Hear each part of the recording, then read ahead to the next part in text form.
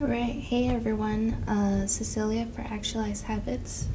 Today we're just going to be talking about suffering, which is the second topic from the Self-Inquiry series. So let's talk a little bit about the Four Noble Truths from the Buddha. So the first truth is that pain, suffering, and misery, they exist in reality. And we'll talk a little bit more about their existence, but just for now, let's say that pain, misery, and those things, they exist as. The second truth is that suffering comes from attachment to desires. So when you start to want certain things, you just want things like materialistic things or even people or experiences, you get suffering. When you want somebody badly, or maybe you just want a new pair of shoes, you create suffering because there's this distance. You're very distant from the present moment in which everything is already. You've already acquired everything in which you need in the present moment. So between desire and the present state, there's suffering. And the third truth is that suffering ends when attachment to desires end.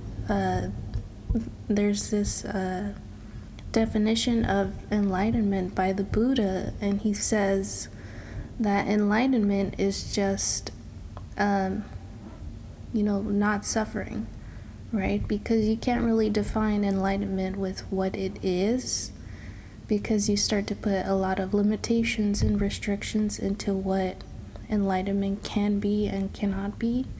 So, what is it not? And it's not suffering. So when you stop letting all these desires control you, you end suffering. And with the attachment to desires, it's more about finding control and gaining control into into these desires and attachments into this reality. So are you going to let materialistic things control you, or are you going to control those attachments? And you no longer allow yourself to suffer because you can't have, this or that. And, it's okay to need things. It's okay to need, food, shelter, and water. Those are human needs, and we need those things in order to survive. The fourth noble truth, it's just you can be free from suffering if you follow the Eightfold Paths. And the Eightfold Paths, they're just, they're more about like rules or, codes of living that you should follow, living a mindful life, a disciplined and ethical lifestyle. And it's more about just doing what's right. In the last week's topic, we talked about emptiness in regards to its nature as a concept, an idea, a thought form. So, and we kind of assume these concepts to be true, because we're just coming into this world, and then we're trying to understand our surroundings and our environment and the people around us, so we don't necessarily feel the need to question the concepts, whether they're true or not.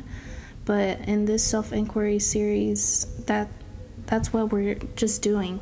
We're questioning these concepts that we assume to be true, and we're here to realize and bring insights into these concepts. And suffering, remember, it comes from the inability to have our desires fulfilled. So suffering can be part of your life or your cultural beliefs. So, for example, in Western culture, you often get these advertisements, and the advertisements they get to you because they show like this magical pill or this product that's supposed to bring you happiness or joy or fulfillment in life. You know, buy this and you'll stop suffering, or buy this and you know you'll attract this or that. um, and it's a really good marketing strategy because it, you know, it makes people buy more, and you know that's how you get consumers. And another example from a different culture is, you know, Hispanic culture and Marianismo, and that's just a belief that women shouldn't be independent, and you know they shouldn't have their own opinion, and the so women in the Hispanic culture, it's really weird because so they're seen as saints. Marianismo is more on the it's built around the image of the Virgin Mary. So the woman is seen as like, you know, this saint. But then we're kind of pushed to, you know, please men. And so you get kind of like a cognitive dissonance because, well, at least in women, women will start to feel like, you know, they should dress in long skirts, they should have no makeup on and please the man, and be a saint and not do any sins. But then, you know, like the sin is like having sex and like pleasing the man. So it doesn't really make any sense. And when I talk about suffering, I don't mean, you know, I don't mean that like if you have like an illness or you have an injury or an accident, you know, death, those things are normal, like to feel suffering. What I'm mostly describing in this type of suffering is suffering from attachments and suffering from imposed suffering. And you know those experiences are normal and they're very human being, and it's okay to feel suffering when, you know, one of your friends passes away, or maybe you hear that a family member is sick, and you know it's very normal and it's okay to suffer during those periods of time. But it's also about, you know, are you learning from this suffering, and are you allowing yourself to feel the suffering and then release it and let it go? Okay, so let's get into the questions and you know, try to ponder them and meditate on them and see if you have any insights as to where suffering comes from and how this concept was built. So when did you first notice suffering to be a part of your life? Like, when did you notice that you felt suffering? Did you feel it as a child during childhood? Maybe in your teen years you started to feel suffering, or maybe only as an adult, you know, once you got into adulthood. So where did this suffering start to appear? At what time?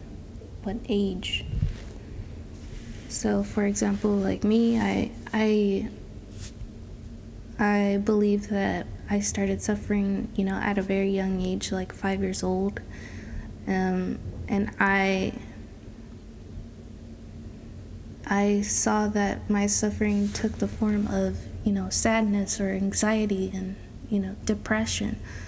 I didn't know those terms at the time, but it was you know, an easy way to identify more specifically the labels. And so, something else you want to consider is, does your family or cultural beliefs impose this idea of suffering? Do they believe that to suffer is to live?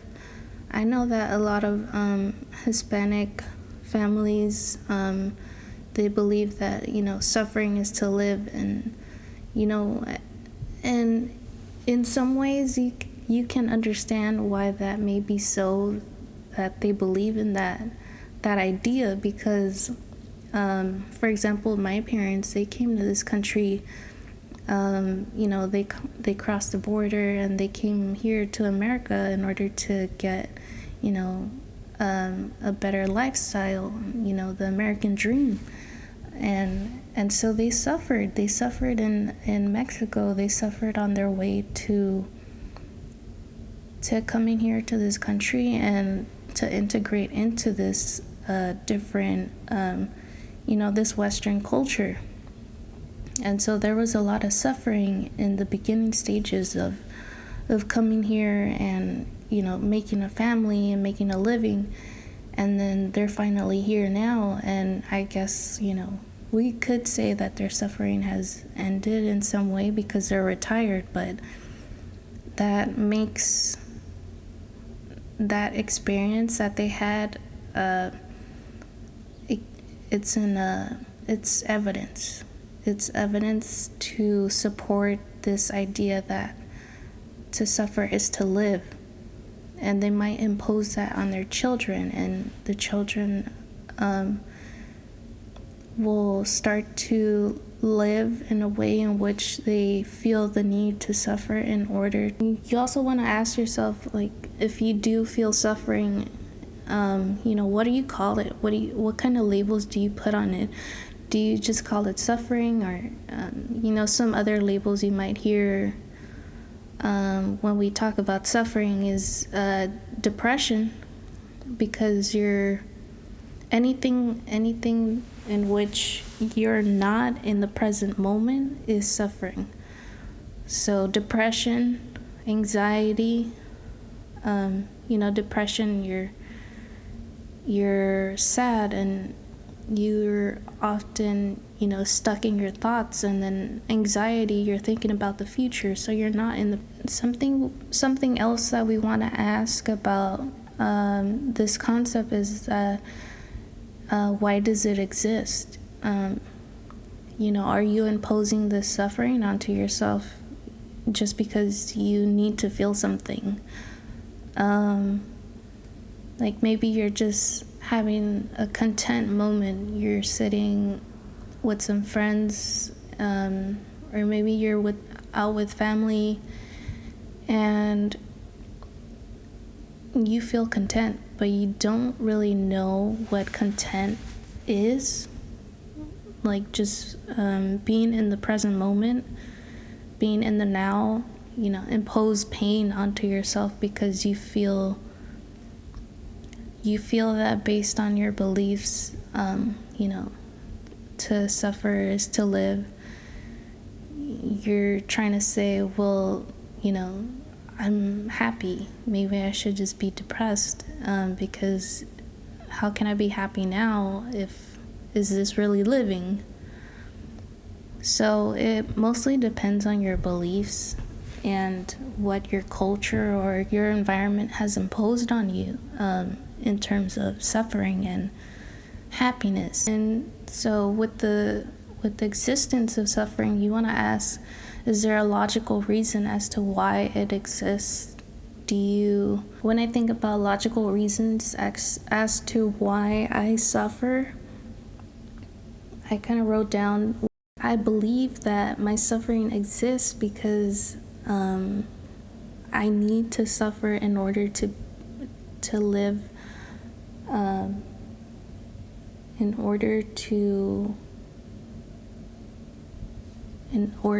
become this, great person. I need to suffer. And so that plays into this the subject in psychology, with adversity. And so there's this book called The Happiness Hypothesis, and it talks about adversity, and it says that people need to get out of their comfort zone in order to experience the flow state or happiness. And it's also talking about how adversity, being in challenging experiences, that also brings happiness, because you're challenging yourself and you're putting yourself into these risks in order to grow as a person. Are you imposing suffering on yourself, even when you know you shouldn't be suffering, because the experience doesn't call for suffering? Imposing suffering, for example, there's this saying that when people cry, crying actually only tends to last for about 10 to 12 minutes, and then everything after those minutes, the brain or the mind is imposing suffering due to negative thinking patterns. So you keep replaying. After about 12 minutes of whatever bad experience you had, the brain will rewind the tape and start playing that sad movie, that sad experience, the event in which happened that made you feel sad, upset, or whatever. And you'll keep crying because you see that movie in your head.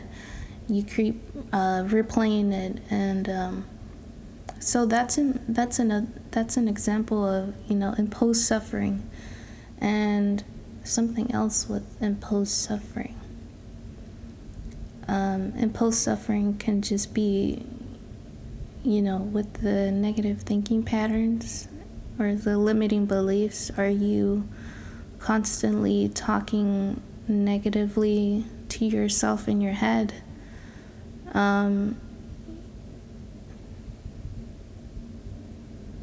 And another way in which you can impose suffering on yourself for no particular reason is, maybe while you're studying, or while you're at work, or maybe you're with family, you feel content, but you don't necessarily know what content is, or you can't accept it because of your beliefs. So you impose suffering in order to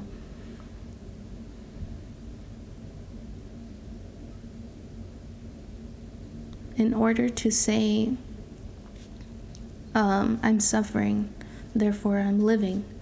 I'm suffering, therefore my existence as a human being is acceptable. So the whole point of this is for you to understand that suffering, it's an idea.